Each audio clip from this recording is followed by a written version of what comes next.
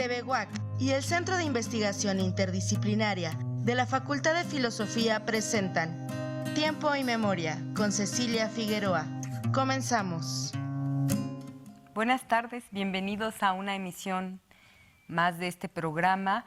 Nuevamente nos acompaña, tenemos el honor de que nos acompañe el maestro Aurelio Núñez. Él ya ha estado un par de veces con nosotros y en esta ocasión nos va a hablar de un ensayo que acaba de publicar junto con el doctor Eval Hecking. Ellos siempre trabajan en equipo. Y en cuanto leí el ensayo le pedí que viniera porque es interesante, mágico, novedoso, bueno, todos los adjetivos que se les ocurran. Eso es esta investigación del maestro Aurelio Núñez y del doctor Eval Hecking, que es el maguey, la luna y los ñañó. Gracias por estar aquí, Aurelio. Gracias, Ceci. Pues buenos días a toda la audiencia. Es un gusto estar aquí nuevamente en este programa tan interesante en donde se habla de historia, de cultura, de cosmovisión, de arte, de toda nuestra cultura mexicana. ¿Te parece si seguimos el orden en el que fue escrito este ensayo? En primer término, el origen mitológico, esa cosmovisión del maguey y de la función que cumple aquí en la tierra. Háblanos de ese origen, por favor. Sí, se dice que el maguey tiene un origen divino, ¿no? Fue un regalo de los dioses para tener contento al hombre, para que el hombre les cantara y los veneraran.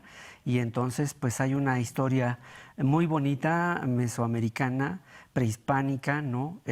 Una historia pues muy antigua. La versión que conocemos es la versión de los aztecas, ¿no? Y tiene que ver con Mayahuel, la diosa del maguey. Entonces, por eso empezamos, ¿no? Que se dice que el maguey tiene un origen sagrado.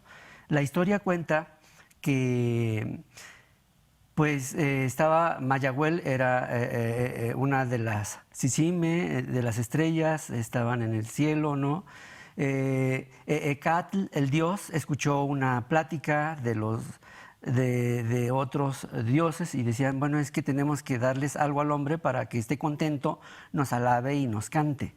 ¿Y qué podemos darle? Entonces, pues pensaron en el pulque, ¿no? Mayahuel es la diosa justamente del pulque. Entonces, pues fue a visitarla y a las estrellas, ¿no? Le propuso que se viniera a la tierra para que le dieran el regalo al hombre, y entonces se vinieron juntos, ¿no? Se la echó en la espalda, según la historia, y se vinieron a la tierra y se enamoraron, estaban muy contentos, pero después la abuela se dio cuenta de que se había escapado su nieta, se enojó mucho y despertó a las otras nietas, a las otras Tzicime, para que se vinieran por Mayahuel. Bueno, llegaron, la encontraron en un árbol de dos ramas. Una era la de Ecatl y otra la de Mayahuel. La de Mayahuel la destruyeron, la hicieron pedazos, la mordieron, se la comieron y dejaron los trozos ahí y se fueron. Dejaron la de Ecatl. Ecatl, pues todo compungido, triste, va y recoge los restos de Mayahuel, los entierra y de ahí brota el maguey. Ese es el origen del maguey. Pero además esta historia es muy bonita porque Mayahuel tiene el don de que por los pechos le sale el pulque, ¿no? Y por eso es la diosa dadora del pulque. De los 400 pechos, por ahí también dicen, ¿no? Ok. Oye, sí. Y después encontramos un mural alusivo al dios del maguey en Teotihuacán. Es muy significativo este mural, platícanos de él. Sí, es súper interesante, qué bueno que lo mencionas, porque es un dibujo que se hizo entre el 300 al 500 después de Cristo, imagínate la antigüedad. Y es increíble que se tenga, ¿no?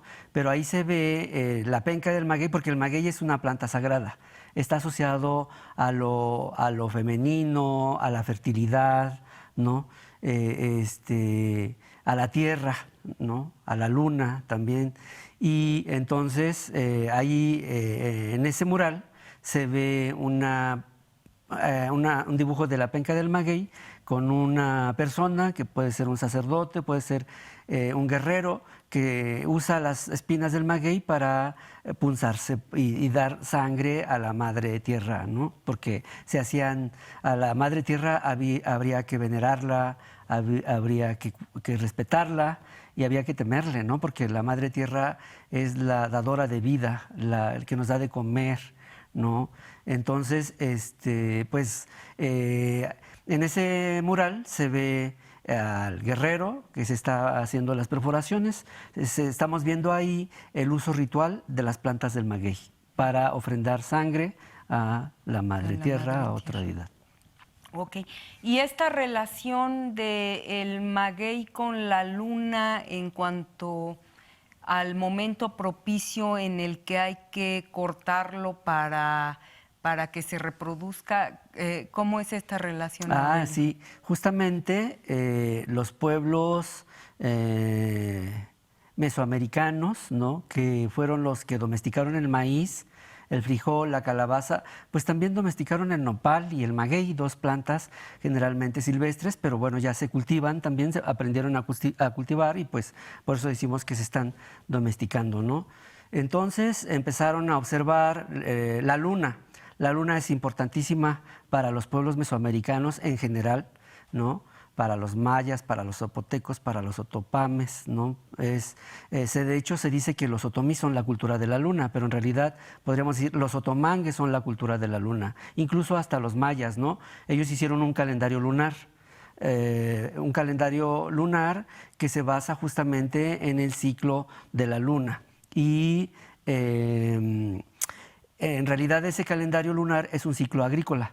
Vieron que había una estrecha relación entre el crecimiento de las plantas y las fases lunares, entre la producción de los líquidos vitales. Hablamos de la sangre de las mujeres durante la menstruación, hablamos de la savia de las plantas, del pulque, por decirlo así, la leche materna. La leche materna, la producción de la leche materna y las mareas. O sea, estamos viendo también, ¿no? Con la luna determinan las mareas en el mar. Entonces, la luna es importantísima para las culturas mesoamericanas y ellos hicieron entonces un calendario lunar que en realidad es un calendario agrícola. Pero además hay un paralelismo, ustedes en la investigación señalan, entre los atributos de la luna que tiene que ver con esto que dices de la fertilidad, lo femenino y todo esto que regula los líquidos. Hay un paralelismo entre esas bondades de la luna y las cualidades del maguey, porque por ejemplo ustedes rescatan que también sirve el maguey o el producto del maguey, no sé si el aguamiel o el pulque, para curar de las vías urinarias, piedras en los riñones, todo lo que tiene que ver con la orina, con los fluidos humanos, como tú lo decías, con la leche materna, ¿verdad? Sí, justamente el maguey es una planta que se aprovecha toda. Desde las fibras del maguey, ¿no? Para hacer los lazos, los ayates tan importantes en la cosecha, ¿no? Los mecapales, ¿no? Pues ropas también, pero también lo utilizan pues para hacer la barbacoa, ¿no? Las de hoyo en Hidalgo. De hoyo, sí. Y aparte pues el pulque, ¿no? El aguamiel, que al fermentarse se convierte en pulque. El aguamiel tiene muchos nutrientes, un alto contenido de nutrientes, entonces los pueblos mesoamericanos se los daban a los niños, ¿no? Como leche materna, o sea, crecían con el aguamiel. Todavía hasta hace unos años, en Hidalgo, principalmente, Estado de México, donde está en la zona otomí, pues se tomaba el aguamiel como la leche materna, ¿no? Ahora les dan Coca-Cola a los niños. Tiene mucho, todas las vitaminas B que siempre tenemos, no sé por qué esas deficiencias de vitaminas B, ¿no? Que hasta te las inyectan y así. Todas esas propiedades las tiene el pulque. Sí, sí. Entonces, bueno, está el aguamiel que tiene sus propias propiedades, ¿no? Cuando se fermenta, entonces ya tiene otras y también vitaminas y minerales. Entonces, es una bebida muy nutritiva. Por eso también se le conocía como la bebida de los dioses, ¿no? La bebida de los dioses. Hablando un poco de la historia del maguey, porque el maguey es una palabra, yo creo que me adelanté a tu pregunta. Sí, me adivinaste el pensamiento. Sí, dime el origen de la palabra maguey. Eso te iba a preguntar cómo se dice en náhuatl, por qué maguey, de dónde maguey y cómo se dice ñañó y qué significa. Sí, sí, bien interesante porque ahí nos están hablando, entonces, la misma palabra nos está hablando del contacto de culturas, justamente dentro de la lingüística lo que conocemos como lenguas en contacto, ¿no? Pero en realidad no es que una lengua esté en contacto con la otra, ¿no?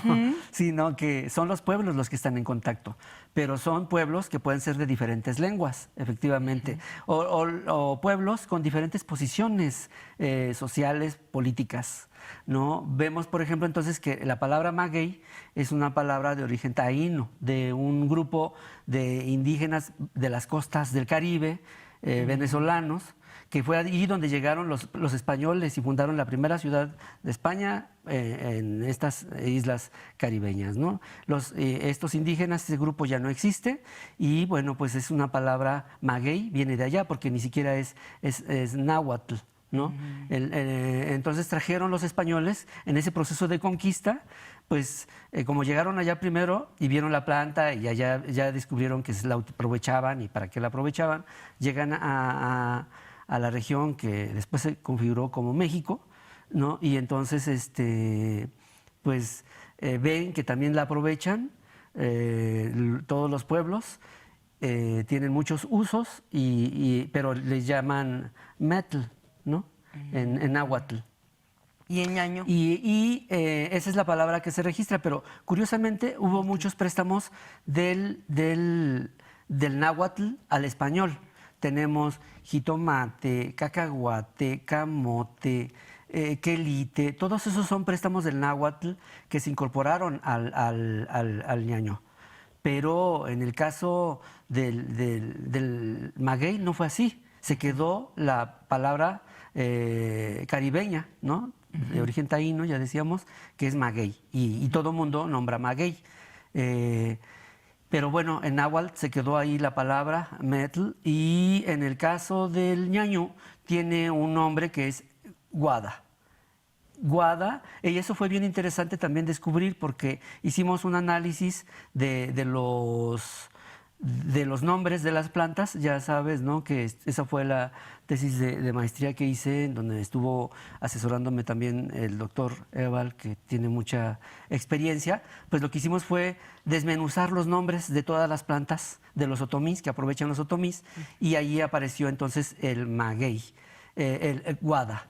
Guada, y yo dije, bueno, guada la podemos descomponer en dos palabras. Una es guaki, que es un verbo, y ese morfema da viene de la palabra tada, que es papá. Entonces, guaki significa quebrar o tronchar y tada es papá. Papá que se troncha, papá que se quiebra. Eso es lo que quiere decir. Y eso está bien interesante porque, bueno, ustedes conocen a los magueyes. Ven que cuando producen unos vástagos, cuando ya están maduros, unos vástagos alrededor de su base. Y los otomís le llaman yabotzi. Y botzi es la palabra para los niños, para los hijos. Yabotzi, guada, los niños del maguey, los hijos del maguey, ¿no? Entonces ahí están los hijos del maguey alrededor creciendo y lo que hacen los otomís es cortar ese magueycito para trasplantarlo. Entonces, pues ahí está la palabra tronchar, papá que se troncha o se quiebra.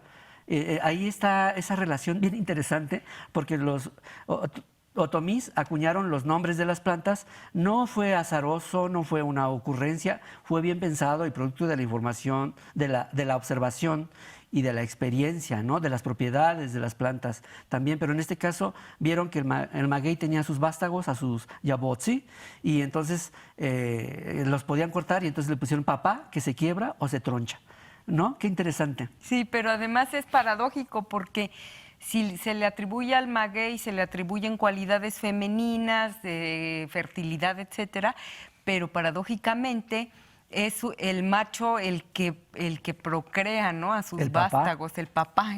Qué chistoso. Sí, por eso decía que tiene cuestiones bien interesantes esa palabra, porque además el maguey es una de las plantas emblemáticas de la cultura y por eso entramos el maguey, la luna y los ñañús, ¿no? Es una palabra emblemática, no nada más para los ñañús, sino para todo México, ¿no? Todos los pueblos de México, el maguey es bien importante. Es una planta de importancia cultural, así le llaman los biólogos, ¿no? Unas plantas de importancia cultural porque son las que revisten cierta importancia para los pueblos. Entonces, bueno, pues se rompe ese paradigma de que dicen que la mamá es la procreadora. Y en este caso los ñaños están poniendo en esta planta emblemática que el papá es el procreador, el papá que se troncha. O sea, no le pusieron nona, que es mamá. Claro, los nahuas le pusieron mayahuel, ¿no?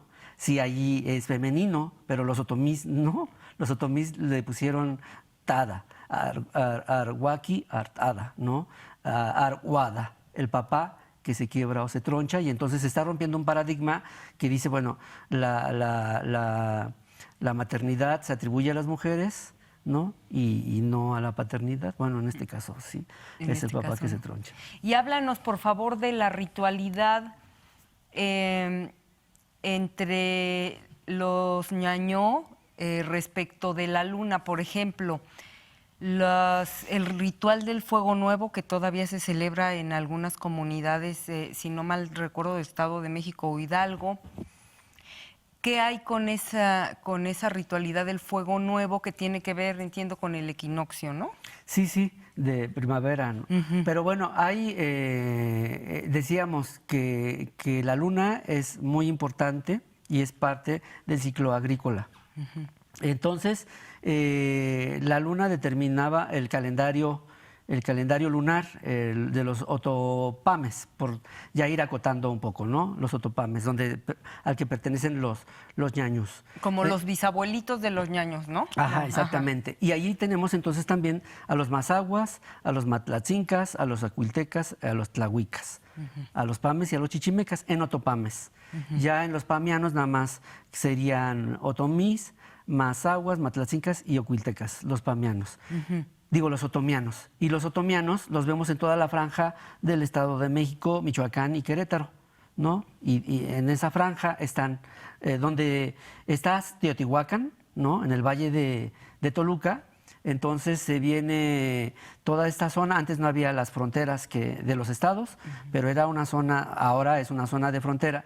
Pero estamos viendo entonces que son los pueblos originarios de ahí, son otomís, los ñatos del Estado de México, los ñatos de Michoacán, los enjuaros, los mazahuas del Estado de México, y ahí están los tlahuicas y los matlatzincas. Ahí están en toda esa franja, y entonces hay rituales asociados justamente a lo del rayo, tzivi, que es fuego nuevo, ¿no? El ritual del fuego nuevo, y es justamente como un ritual enfocado, tiene que ver con el inicio del ciclo agrícola, ¿no?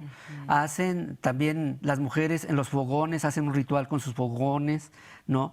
Pero es un ritual que comparten tanto mazahuas como los otomís, los ñatos, ¿no? Entonces ahí estamos viendo ese origen común del pueblo, porque tienen una tradición en común, ¿no? Y hablando de la ritualidad y del inicio del ciclo agrícola, y de la luna y del maguey, tú eres justo de un lugar en donde todo eso confluye, ¿no? Porque es Temascalcingo, Estado de México, que es famoso por su danza de Corpus Christi de los viejos de Temascalcingo.